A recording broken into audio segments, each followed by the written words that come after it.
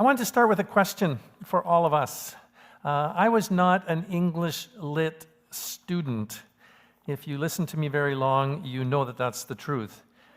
English, any language, is not necessarily my strongest suit. Thanks. But there is a statement that some of you might remember if you are more of an astute English person. What's in a name? Do you know where that quote is from? Yeah, I knew we had people here that are big into Shakespeare and drama. It's from Romeo and Juliet. Juliet was saying, what's in a name? That which we call a rose by any other name would smell as sweet. She had a problem. She had fallen in love with a guy, Romeo, and he had the wrong last name. He was completely out of sorts with her family because he was of the wrong heritage. And Juliet was trying to say, well, what's in a name? Why can't we simply go with the person rather than their particular name? What's all about this historical and cultural stuff that we tie so much to a particular name? It got me thinking about names, because today we're just going to briefly touch on some of the names of Jesus, one of them being the Prince of Peace. But I just thought a lot more over the course of this week around names. I was born the eldest son to one Rudy and Louise Willms. And for whatever reason, they decided to name me Edward after my father's, I think it was an older brother who had died in infancy. He was named Edward. I don't think anybody ever knew the character that he might have become. But for my parents, they wanted to remember their brother, and so they named me Ed. Now I go usually by Ed. Back in the days when I played baseball, it was Eddie there at shortstop. And I'm finding now when I go to Starbucks, I get better service if I say Edward than if I say Ed. Because Ed comes back as Fred, it comes back as Ted, it comes back as, can you explain? And I don't know if it's my voice. When I say Edward, they just get it.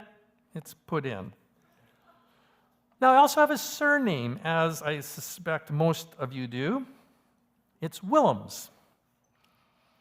Now, depending on where I am, that can actually be a name that gets me into certain circles. This isn't a fair question for those of you who do not have sort of a Mennonite background heritage. But for those of you who do, how many of you have played what we call the Mennonite game? Yes, yes, and yes. That's probably not something we should be that proud about. But it is this thing that when you get together, and it happened to me this week, I was with somebody, and all of a sudden it was like, oh, you know, and it's like, 2 steps removed, and we're relatives. For better or for worse, like, names mean something. As I was thinking about this, I also thought I've also had the opportunity to name, well, I've had the opportunity to name my daughters, and since this is being recorded, I won't go into any details there because I don't want to make anything that I have to, patch up after the fact. But I will say one thing, and I think, Karen, you can correct me on this, but as I recall, every time we had 3 daughters, and every time one was born, back in those days, we didn't know whether it was going to be a boy or a girl, until she came out and was there. We never had a boy's name. So maybe fortunately we just had daughters. But we had daughters' names, and then a couple times when the daughter arrived, the name that we actually had chosen, we said, no, actually it would be this. And we made quick decisions. So I've had the chance to name daughters. That's been great. I also had the chance to name a church or be part of a team that named a church. Back in about 2000, we planted what became Gateway Christian Fellowship. And I remember how, as a leadership team, you have a blank slate. You can actually name a new group with whatever you want. We chose Gateway, and that had to do with the fact that this was sort of in the early stages of the internet. And a gateway, from a tech perspective, is a place, it's like a hub where people and information comes and then it's disseminated in different places. And we thought this would be a great name for a church. Gateway, a place where people gather. We chose Christian, thought that's probably a good thing to put in our name. And instead of church, we were kind of reacting to certain things around the terminology of church. We said fellowship. Gateway Christian Fellowship. 45 years ago, a group of you were together. There are a few that are in the room. And you chose Emmanuel Mennonite Church. And I can well imagine some of the thinking that went into that process. But Emmanuel is powerful. Everybody knows what that means? God with us. Let me encourage you, anytime that you sometimes feel just a little bit like, boy, where is this church going? Or, we're not quite like we used to be, or whatever. Let me remind you of our name. God with us. What a beautiful name. So names carry an awful lot of meaning and sometimes even baggage. In our text, and Rachel was helpful. She happens to be at a women's retreat this weekend, but she was helpful in reminding us also of our theme around sort of looking to the heavens and looking to the stars. But Isaiah 9 says, the people who are walking in darkness have seen a great light. On those living in pitch dark land, light has dawned. And the writer goes on to say that a child is going to be born to us, a son given to us, with authority on his shoulders, and he will be named Wonderful Counselor, Mighty God, Eternal Father, and Prince of Peace.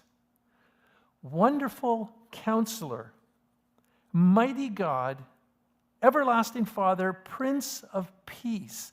How would you like to carry those labels on your shoulders growing up? Oh, this is my brother. He's going to be a wonderful counselor, mighty God, eternal Father, Prince of Peace. Several hundred years after the prophet predicted this, we are told that Joseph was wrestling with some new information. He had just discovered that his fiancée was pregnant, and he knew he had nothing to do with it. And so he was tossing about and wondering, like the appropriate honoring thing to do would be to cut his ties with her. In Matthew, we read, as Joseph was thinking about this, an angel from the Lord appeared to him in a dream and said, Joseph, son of David, don't be afraid to take Mary as your wife, because the child she carries was conceived by the Holy Spirit. She will give birth to a son, and you will call him Jesus, because he will save his people from their sins. And Joseph took those words seriously. It was a life-changing moment for him. He chose to walk the journey with Mary. And in Matthew chapter 1, we read, "Now all of this took place so that what the Lord had spoken through the prophet would be fulfilled. Look, a virgin will become pregnant and give birth to a son, and they will call him Emmanuel," which means God with us. So we know that shortly after their arrival in Bethlehem, Mary conceived, she gave birth to a son, and 8 days later, these two young parents did what Jewish parents did. At 8 days, they had their little boy circumcised, and we read, they gave him the name Jesus, just like the angel had said they should. So he carried an awful lot of names. Simply Jesus, which means Savior, or sometimes he's referred to as Jesus Christ, the anointed Messiah. As we've read, Emmanuel, Prince of Peace, or God with us. And as the prophet notes, the Prince of Peace. And it's to that last name that I just want us to ponder for 1 or 2 short moments. Jesus came to be the Prince of Peace. To bring peace between us and our relationship with God.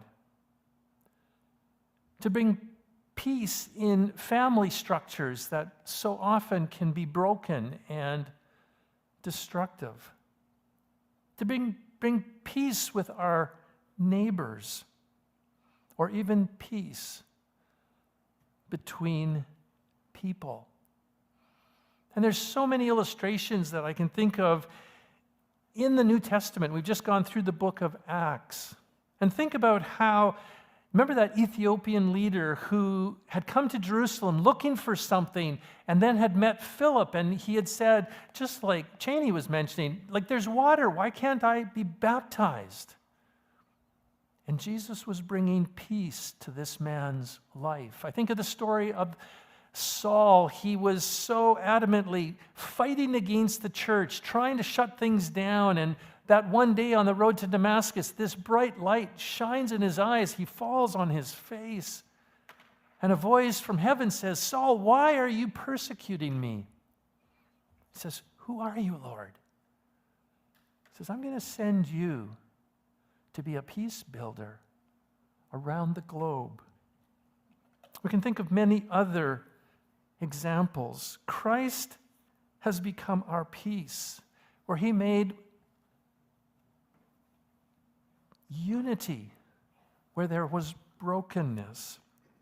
In Ephesians, we read in the passage that was read earlier that when Jesus came, he announced the good news of peace to you, both those who were far away from God and those who were near. We both have access to the Father through Christ by the one Spirit. Jesus came to break dividing walls between people. Now, I know many of you are old enough to remember, and I have pretty good recollections of this. June 12th, 1987. There's a president of the United States by the name of Ronald Reagan, and he's standing in front of the Berlin Wall in Germany, and he makes a declaration to Gorbachev, who was at the time the leader of the USSR, and he said, "Mr. Gorbachev, tear down this wall." Do you remember that? Tear down this wall. My brother-in-law has a piece of that wall. that he picked up when he was in Germany. 2 years later, the wall that divided the East and the West came down.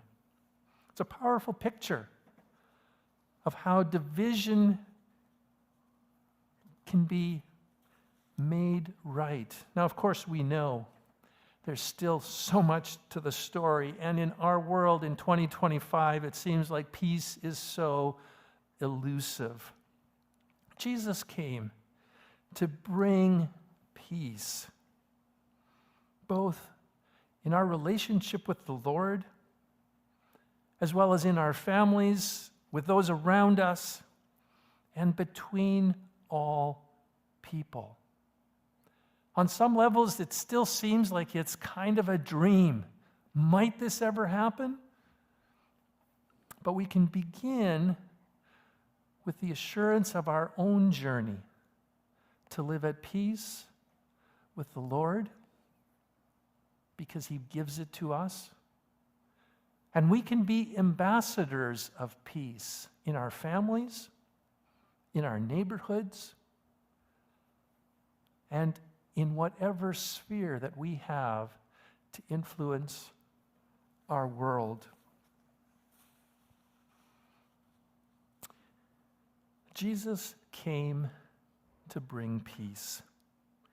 And I love the words that Paul writes to the Thessalonian church where he says, "May the Lord of peace himself give you peace always, in every way.